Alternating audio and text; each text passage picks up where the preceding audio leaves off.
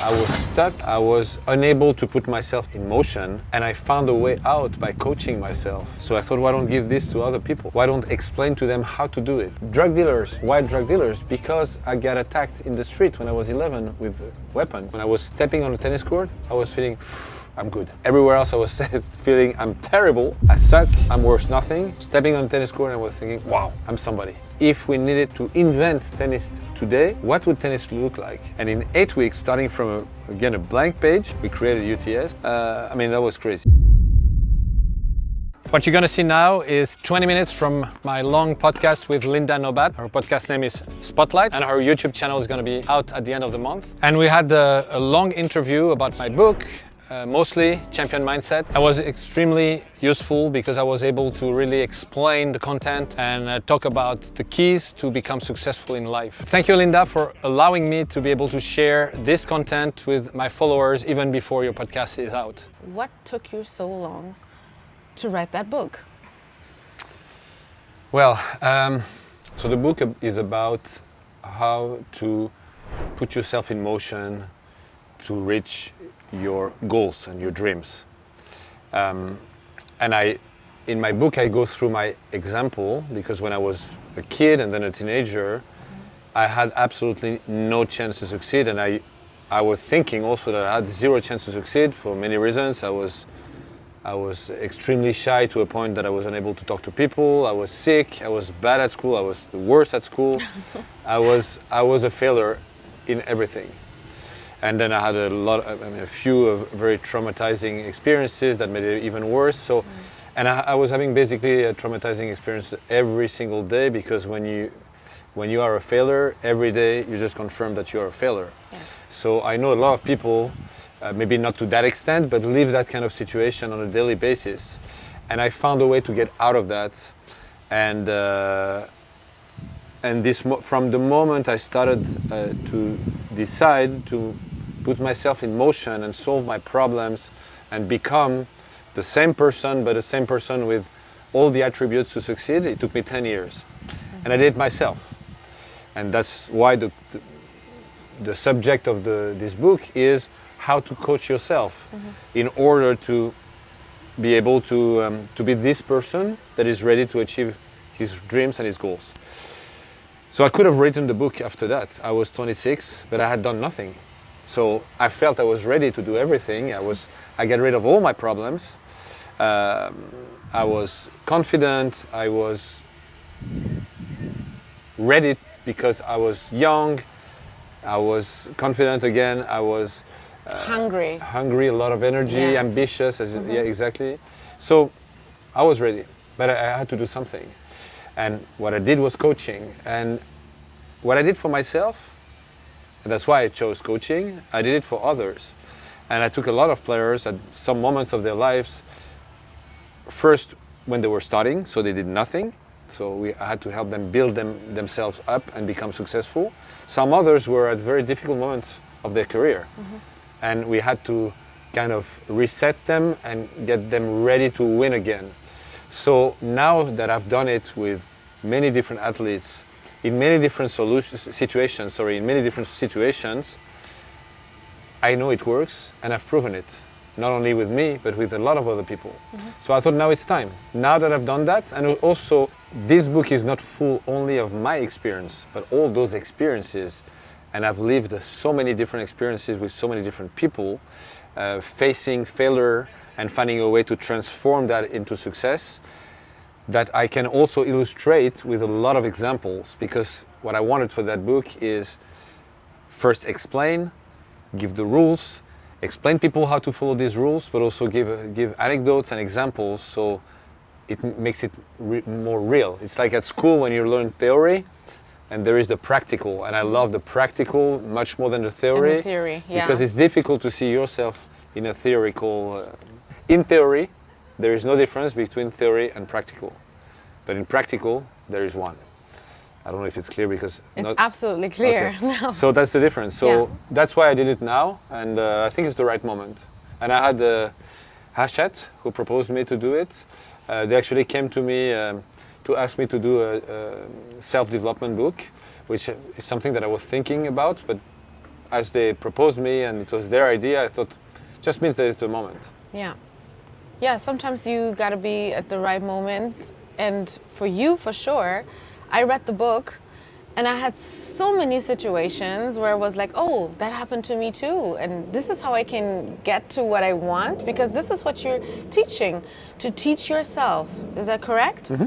So the thing is, people will ask, like, I think a lot of people would love to have you as their coach, like me, for example.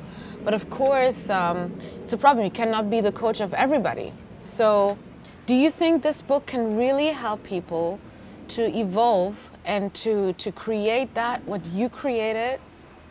For sure, and that's the real purpose of the book, is to help people.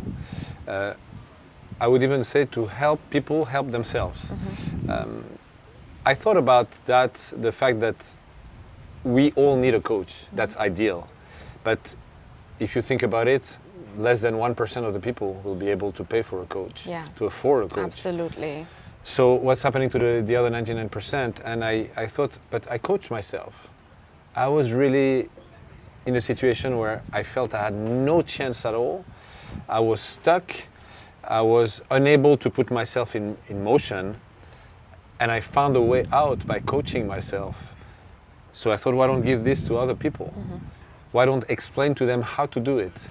Why don't motivate them, give them the motivation to just start to be in motion? Because actually that's also one of the chapters of the book, is to put yourself in motion. Mm-hmm. Like, a lot of people think, I should do this, I should do that, but it stays like that. And the only way to get out of a situation in the one you feel you're stuck is to start moving. Even something that looks insignificant, very little, doesn't matter. You don't go from nothing to huge things. It's a process. Put yourself in motion. There is a concept, I don't know if it's a concept that exists, but in my mind it's a concept, and is a reality, is the fact that all of us, we are the product of all of our experiences. Mm-hmm. Since we're born, we have experiences, a million things, mm-hmm. and we experience 1,000 things per day. Going to a shop, talking to someone, waking up in the morning one way or another, doing things or not doing things, all our experiences. We are that product, because every time we have an experience, the tiniest one, it gives us a certain perception mm-hmm. of who we are, mm-hmm. what we're capable of doing or not, how good we are at something or not. This perception grows day after day. The more we start believing that we're good at that or unable to do something, the more it's going to be true. Yeah. Because we spend our time verifying what we think about ourselves. If we think we're a bad chef cooking, every time we're going to cook, it's going to be a disaster. It's going to be bad. Yes, right? True. You think you're a good chef? I think I'm a good chef. You think you're a good chef? I think I'm an amazing chef. Oh, I want to eat what you cook. You will. Okay. You will. Handshake? Handshake. Nice. So as you think you're a good chef and you think you're good at cooking, you enjoy doing it, you pay a lot of attention to it, you think about it, you develop it, and every time you cook for someone, you have a good feedback that reinforces your belief. Mm-hmm. It's true that way, but it's true also the other way. Mm-hmm. If you think you're bad at something, you don't have passion for it, you cannot have passion for something you're really bad at, you judge yourself, so you hurt yourself judging yourself on that, and you're going to spend your time verifying this. And the more you're going to verify it, the more sure you're going to be about it, and this will never change. But there is a way to change all these things, and the way to change those things is to start moving. And just a few words about tennis. If you go to the clubs, and I spent a lot of time in the tennis clubs, and I listen to what the coaches say, it's terrible. Why? You pass in front of the course and you hear only criticism about the play. Oh, you don't do that, you don't know how to do that. It's only negative. How can you help people that way? So you're saying that there are coaches out there telling their players, oh, you don't do that, you don't do that, instead of like... looking at what they do well. Yeah. I'm on tour all day long with professional coaches. And a lot of times I discuss with them and I see one and I say, oh, tell me about your player. First answer. First answer. His problem is, Oh. what the hell? Incredible. They're not even able to tell me positive things about their player that they work with. And I always say to coaches who work with me, I mean, first of all, this guy I will never hire. The guy who starts a sentence like this, not going to hire. I always say, if you don't admire your player, don't work with him or don't work with her. You're not going to help him or her. Yes. You need this admiration. You need, it's very important. And I have another story that is interesting. A few years ago, there was a player who was top 100 for a very long time, and one year he breaks through and he breaks into top 10. Incredible year. He played amazing. And I see his coach in the players' lounge in, I don't remember which tournament, and I come to him and I say, oh, you did a great job. Wow. So many years in the top 100, but like 80 is ranking. And boom, this year he completely broke the top 10, beat so many top players. What a change. You did a great job. You know what he answered? It's not me. So I was shocked. He said, what do you mean it's not you? No, it's his girlfriend. His girlfriend? He said, yes. He's so in love with her. She's so in love with him. She sees him as God. She gave him so much confidence because she admires him. And as he loves her, he's someone very close. It gave him like wings. The guy is flying. Beautiful. He's Wow. flying. And if you look at all the top players, their boyfriend or girlfriend, they look at them with so much admiration, and they need it because they're the closest people. If the closest people don't admire you, It's a problem. Yeah. it's a problem. Yeah. And some of the players, at some point, had a problem with their wife or husband, and You it's could feel it on the court? terrible. Oh, really? Yeah, it affected them so much. First, because it affected them emotionally, but also because suddenly this person that is the closest to you doesn't admire you anymore because you're fighting. And this is what affected them. Yes. So the kind eye is such a key for success. Yes. It gives you also the courage to achieve things, because when people look at you with admiration, you don't want also to disappoint them. Yes. Wow, you're so good at that.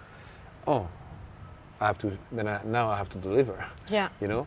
So this is really a big key, and that's a big chapter in my book. This reminds me of a quote that says, people who love you will overlook the broken fence and admire the flowers in your garden. So this is basically what you're saying, and it's so beautiful. Like I said before, I have a really confident man in front of me. And what's really interesting is, how did you get confident yourself?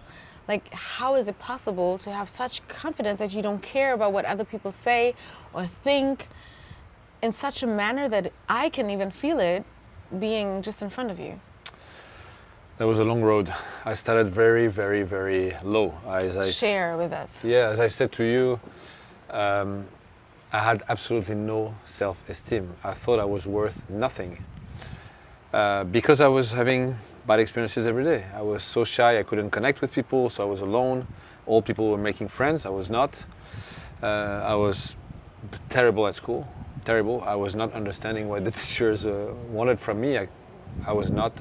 I had really, I think, a mental block there. So, you know, you think about it, and I was sick, and I was having panic attacks every night, and I was very, very sick, and I was throwing up a lot. But I know all this wasn't my anxiety. But think about it, as a child, as a teenager, you wake up in the morning, you couldn't sleep last night, so you wake up, you're so tired. I was so tired because I was so much struggling to sleep because of my panic attacks. I'm dead already in the morning when I wake up.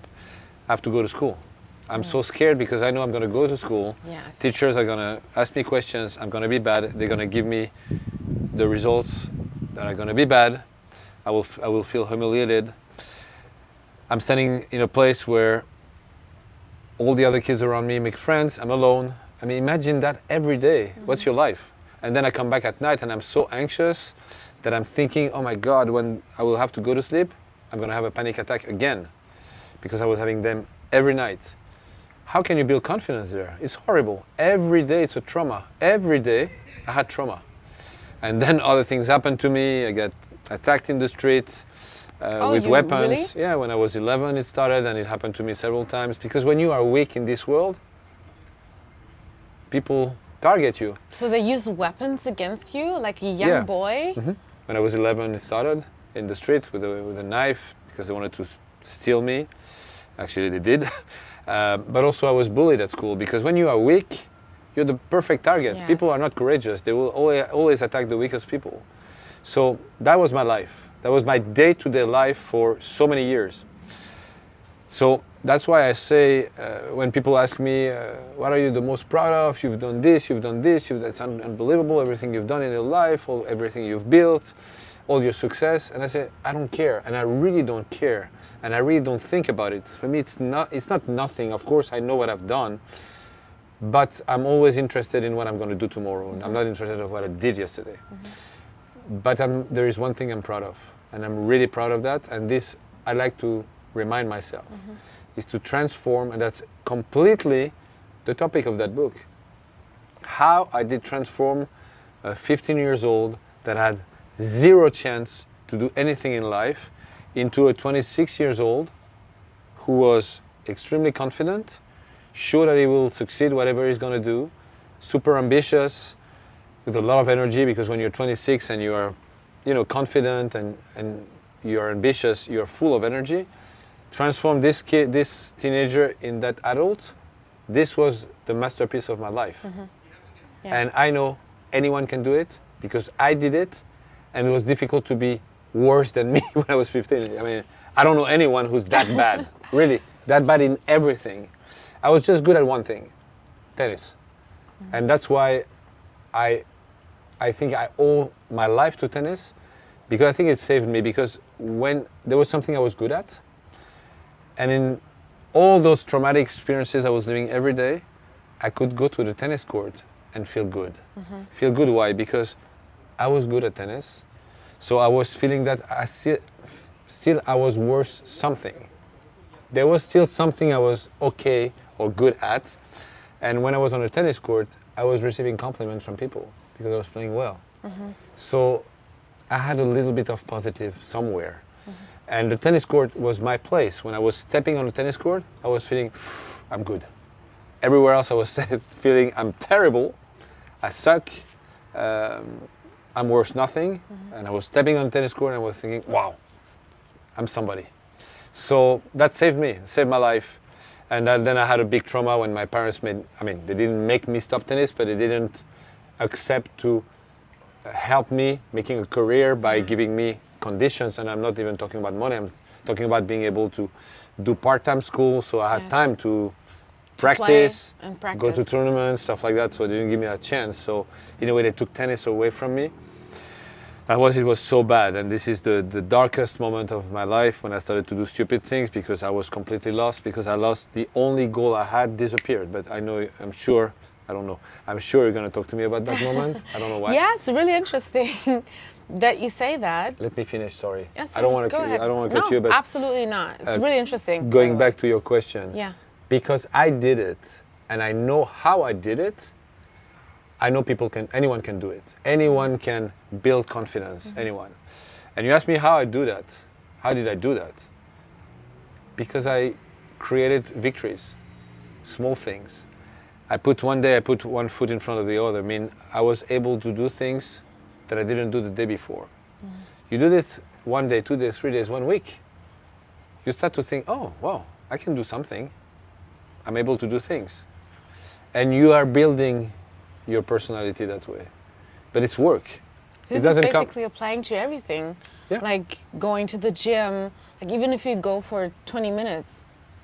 Exactly, and people think, oh, gym is difficult, I've never went to the gym, I will not know what to do, it's difficult, I will not be strong enough to do it, no. Go walk for 10 minutes. It's a victory if you never do it. Yes. It's just do a bit more than what you did yesterday. Yeah. A bit more. That's it. It's not more than that. But I promise you, if every single day you do a little bit more than what you did yesterday, after 1 year you're a different person, completely different person. And your confidence will be so much better. In your book you talk a lot about defeat, but being something very positive. Why is defeat such a positive thing in your book? Well, first of all, Victories are important. I said it already. They are key because you are building your personality with positive experiences. So, of course, it's always better to win than to lose. But everybody loses. It's part of the game. You know, whatever you do in life, it's not going to be always success.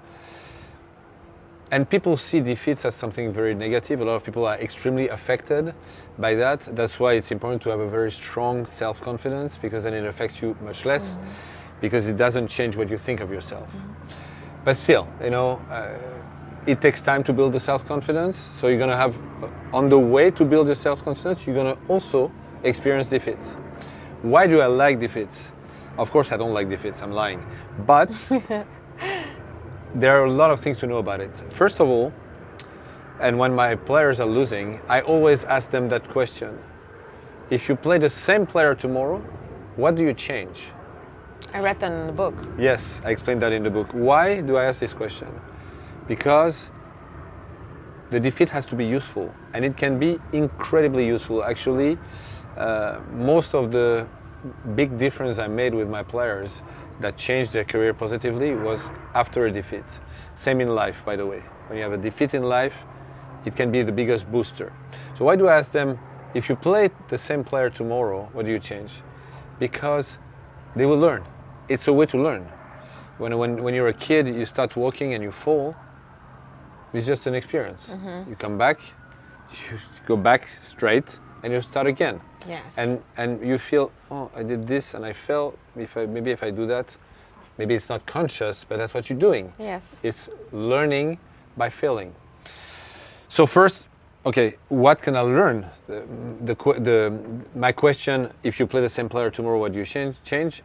Means, what did I learn from the defeat that I could have done different? So maybe next time if I'm in the same situation, I will do it differently. So I learned something. Second question, what does it tell about yourself in what you should improve? There is also that lesson. Okay, this player used my weakness here, so I know I have to get better at that. So it's again a learning experience. And the third thing that is probably the most important of the three is, in every defeat there is an opportunity. Whenever you are in a tough situation, there is always an opportunity, but people are so affected by the fact that they lost, Yes. that they don't see the opportunity. And it's obvious. I mean, it's obvious. Not always obvious, but it is there. And as I said, the biggest change I've been able to help people do was after a defeat, because there is an opportunity there that we need to see. I wouldn't be a champion. I'll tell you why. At 26 years old, I was thinking like a champion. At 16, not at all. And a career happens in a short period of time, so I was not thinking, processing like a champion at 16, not at 20, not at 24, but at 26. It took me around 10 years to really change all the way I was processing. It took me that time, so I would not. I would have been, I think, a very good player, maybe top 100, top 50, I don't know. Champion? No. If what happened at 20, I mean, what took me 10 years, if I did this job between 6 years old and 16, then I would have been a champion, but I did it between 16 and 26 years old. So no, I would not. I hope you enjoyed it, and now don't forget to follow Linda's YouTube channel, Spotlight.